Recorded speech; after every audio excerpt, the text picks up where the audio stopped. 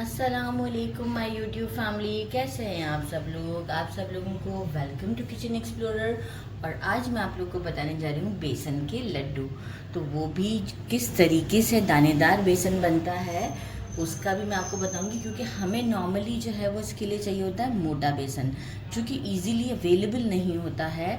और फिर हम इस चक्कर में आके मतलब रेगुलर जो पाउडर टाइप का बेसन होता है उससे यूज़ करते हैं, तो परफेक्ट रिज़ल्ट नहीं आते हमें।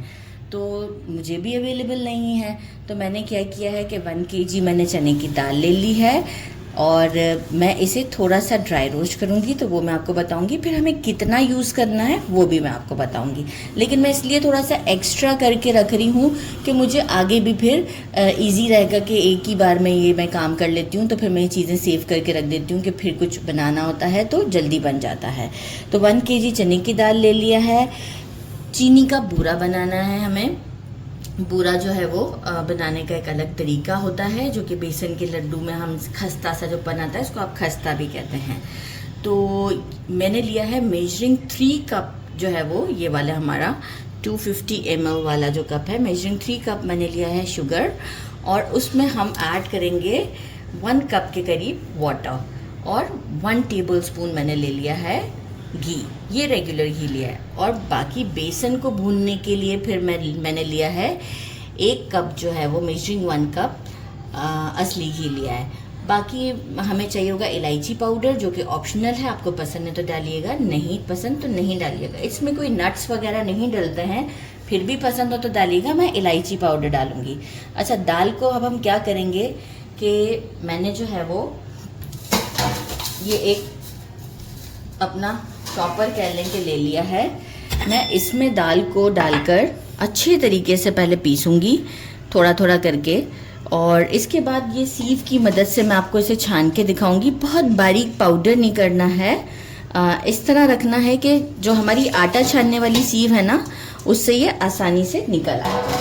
तो बस चले मैं इसे पीसती हूँ थोड़ा थोड़ा करके और फिर आपको शो करती हूँ। पीसने से पहले मैं बताना तो भूल गई थी, हमें इसे ड्राई रोस्ट करना होता है, इसमें थोड़ा सा मॉइस्चर होता है।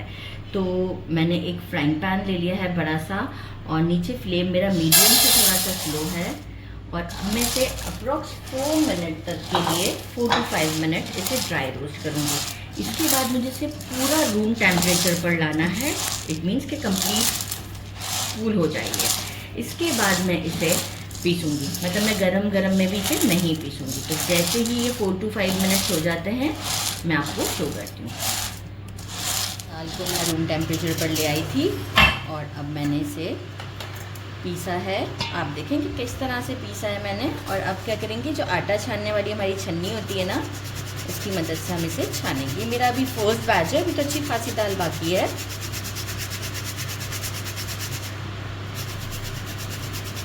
मतलब ये बिल्कुल अगर आप हाथ से चेक भी करेंगे ना, तो एक जो हम पाउडर खरीदते हैं ना, वो वैसा नहीं होता है ये। देखें अभी मैंने इसे मतलब चलाया था, अभी आप देख रहे हैं कि अभी ये दोबारा से मैं इसे मिक्सी में डाल दूँगी। इस तरीके से करते हुए मैं अपनी सारी दाल को पीस लेती हूँ। और देखिए ये मैं तो इतना ज़्यादा इसलिए बना रही हूँ कि इससे जब आप पकौड़े भी कभी बनाएंगे ना, तो आपको पता चल जाएगा कि कितना डिफरेंस है। तो बस इस तरह से करते हुए मैं सारी दाल को रेडी करके आपको शो करती हूँ, फिर हम बूरा बनाते हैं।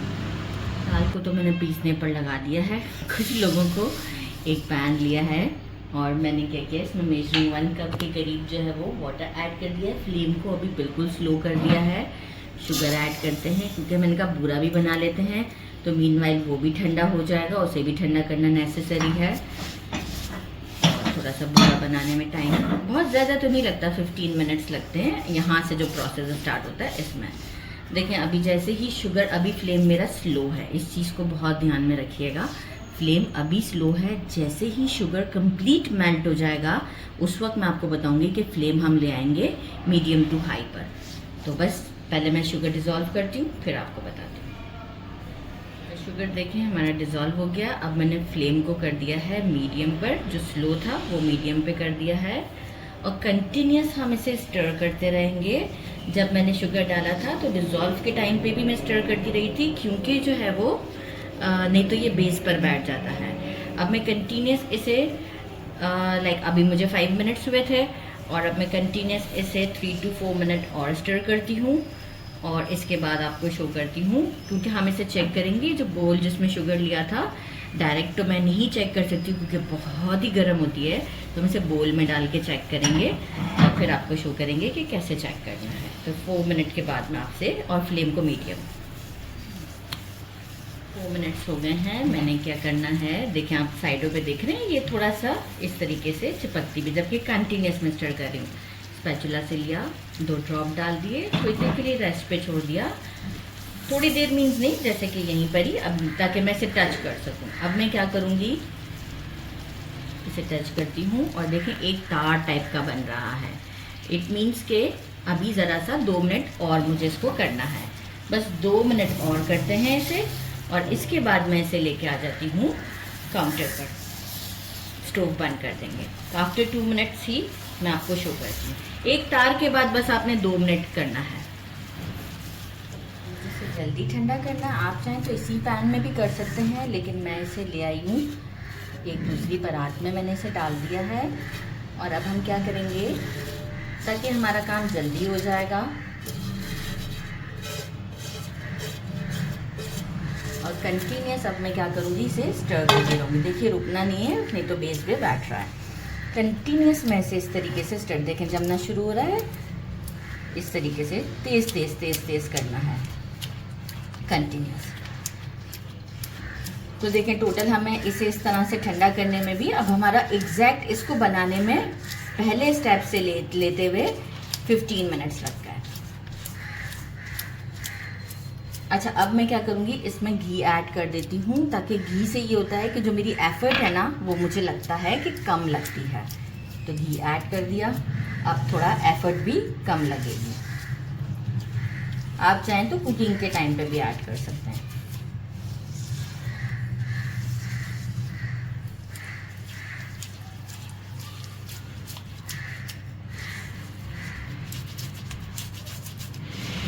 स्टील का स्पून यूज़ करना पड़ेगा मुझे। ये देख रहे हैं ये कैसे क्रिस्टल फॉर्म पे जा रही है। ये मैं स्टील का स्पैचुला ले लेती हूँ, ताकि जो है जो बेस पे लग भी रहा है वो भी मेरे काम में आ जाएगा। ये देखिए मैंने स्टील वाला वो ले लिया कि जो बेस पर भी लग रहा था।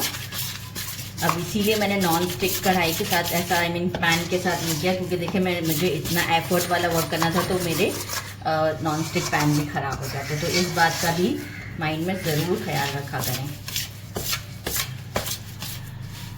और आप देख रहे हैं एफर्ट कितनी कम लग रही है मुझे, जितनी कि अगर के मैंने घी नहीं ऐड किया होता, क्योंकि विदाउट घी भी बनता है, ऐसा नहीं है कि नहीं बनता। लेकिन क्या होता है कि एफर्ट भी बहुत लगती है, और घी से मैंने नोटिस किया है कि ज़रा एक अच्छा सा इसका टेक्सचर भी रहता है। ये आप देख सकते हैं। अच्छा अब मज़ीद इसके बाद ये होगा कि और सख्त होना स्टार्ट हो जाएगी, तो अब तो फिर इसका भी काम नहीं बचेगा। तो फिर मैं क्या करूँगी कि जो हमारे पास पोटैटो मैशर होता है ना, वो लूँगी और उसमें से इसे चलाते रहूँगी। अच्छा ये इतना अच्छा बन जाता है कि अगर आप बाद में भी कभी यूज़ करना चाहें ना, तो इसे मतलब मैं तो इसे बिल्कुल रूम टेम्परेचर पे लाकर रख देती हूँ बाकी मिठाई वगैरह बनाने के लिए। तो आप चाहें तो इसे बाकी की मिठाइयों के लिए भी रख सकते हैं, क्योंकि आज तो मैं अभी मेरा ख्याल है मेजरिंग 2 कप्स के करीब ही यूज़ करूँगी। तो इस तरीके से करते हुए ये देखें, इसके बाद हम इसे सीव से छान लेंगे। मैं कहूँगी कि ब्लेंडर में नहीं ब्लेंड कीजिएगा, रिज़ल्ट इतना अच्छा नहीं आता। जब हम छन्नी से छानते हैं ना, तो अच्छे से ग्रैनुअल्स टाइप के थोड़े से मुझे इसके लगते हैं, तो वो अच्छे लगते हैं लड्डू में। तो बस अब इस तरीके से करते हुए आप ये देख सकते हैं, इसकी कंडीशन आप देखें। ये प्रोसेस बहुत ही इम्पॉर्टेंट है, और इसीलिए मैंने कैमरा नहीं बंद करवाया, जस्ट स्पैचुला के लिए बंद करवाया था कि आप पूरा देख लें। वंस आ जाता है हमें ये काम करना, तो फिर बिल्कुल मुश्किल नहीं होती है। देखें घी के बाद कोई मुझे बहुत एफर्ट नहीं लग रही, नहीं तो मुझे इस तरह के काम कैमरामैन से करवाने पड़ते हैं, और आज मैं खुद कर रही हूँ। और आप क्वांटिटी देख रहे हैं कितनी अच्छी हो गई है। और इफ़ सपोज के मिठाई वगैरह में आपके नहीं यूज़ हो रहा और आपको लग रहा है कि यार ये तो पड़ा ही रह गया है, चाय बनाने में डाल दें। ठीक है, बस अब इसे और मज़ीद 2 मिनट ऐसे करती रहूँगी और फिर आपको शो करती हूँ। आप एक रिजल्ट तो देख चुके हैं, ठीक है ना।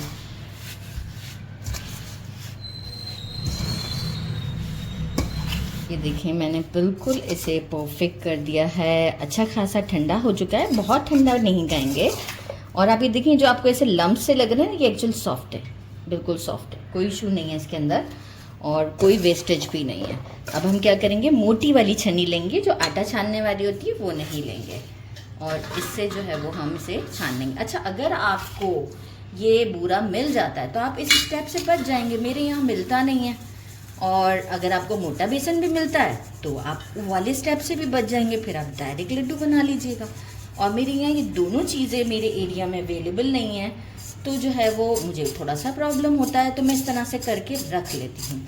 और वैसे भी प्रॉब्लम भी मैं क्या कहूँ, जो चीज़ हमने अपने हाथ से रेडी की होती है वो आपको खुद ही आइडिया है कि कितनी ज़्यादा साफ़ सुथरी होती है।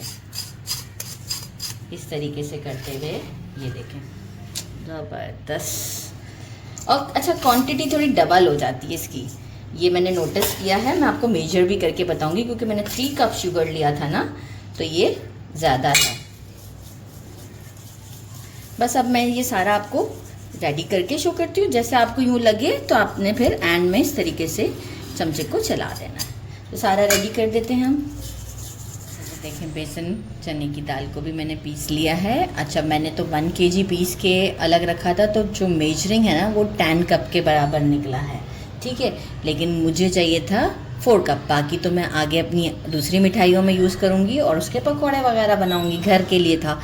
तो हमें जो आज लड्डू बनाने हैं उसके लिए मैंने क्या किया है, मेजरिंग 4 कप जो है वो मैंने, अब जो हमने ये बेसन तैयार किया था ये निकाल लिया है। इसके साथ जो प्रोपोर्शन है, क्योंकि शुगर जो है वो इसके अंदर डलेगी, अगर 4 कप बेसन है तो मेजरमेंट के हिसाब से हम मेजरिंग 2 कप जो है ये हमारी बूरा जो है वो बिल्कुल भर कर लेंगे। देख रहे हैं आप किस तरीके से मैं भर कर ले रही हूँ, और आप कंडीशन देख सकते हैं कितनी ज़बरदस्त है। और बाकी की मैं स्टोर करके रख दूँगी, क्योंकि मैं बाकी की मिठाइयों में से यूज़ करूँगी, तो मुझे दोबारा ये वाला प्रोसेस नहीं करना पड़ेगा।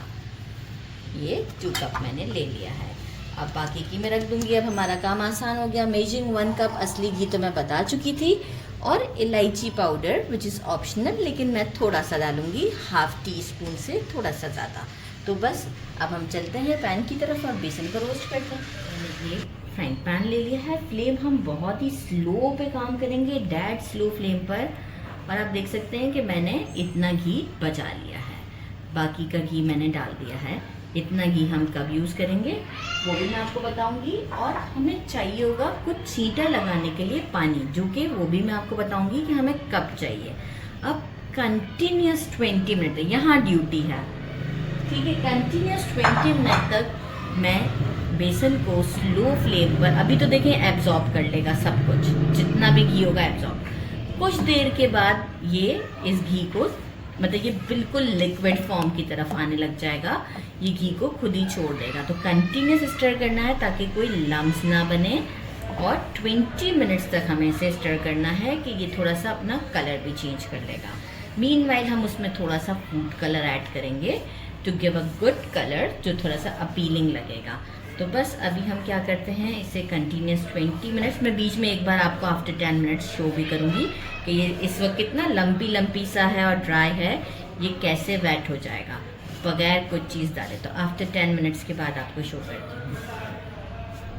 स्लो फ्लेम पर एग्जैक्ट 15 मिनट्स हो चुके हैं। अब इस मोमेंट पर मैं क्या करूँगी, जो रिमेनिंग घी मैंने बचाया था वो उसमें ऐड कर दूँगी, और साथ ही में जो है वो pinch of food colour add करूँगी, ताकि जो है वो लड्डू को जब हम शेप देंगे तो कलर थोड़ा अच्छा आएगा।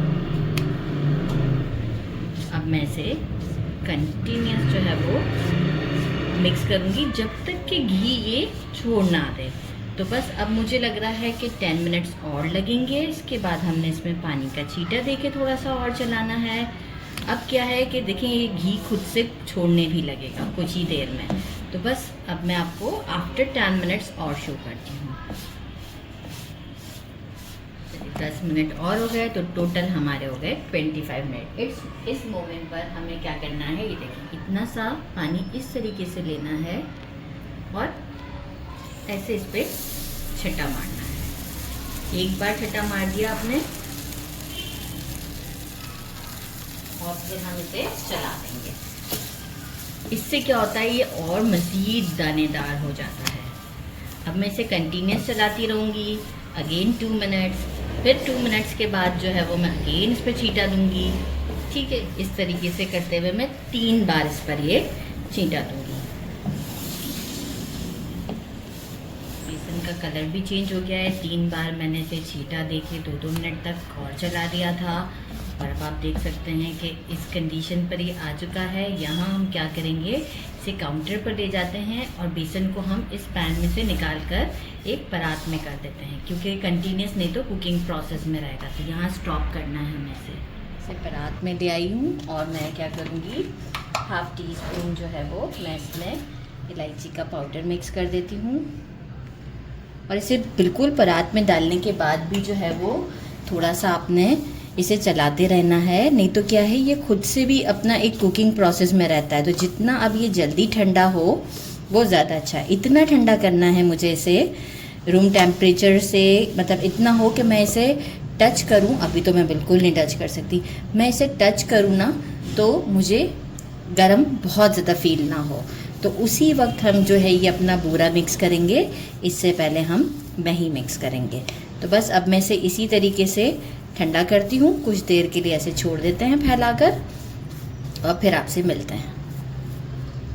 इतना ठंडा हो चुका है कि अब मैं से हाथ, बिल्कुल ठंडा भी नहीं, लेकिन मैं कितनी देर तक आप देखें फिंगर को रख सकती हूँ, लेकिन गर्माहट फील हो रही है। अब हम क्या करेंगे, चीनी का जो हमारा पूरा है ये सारा हम इसमें डालते हैं। पहले तो हम स्पैचुला से ही चलाएंगे, इसके बाद हम इसे हाथ से, हैंड्स मैंने अच्छे से वॉश कर लिए हैं। मीठा अगर कम पसंद है तो थोड़ा कम डाल लीजिएगा, दैट्स टोटली ऑप्शनल। और बूरा जो है वो 3 कप से जो है वो 6 कप बना है। ठीक है, ये भी मैं आपको बता दूँ, मतलब 3 कप शुगर से 6 कप ये बना है मेजरिंग। तो देखें ये भी क्वांटिटी में डबल हो जाता है ना।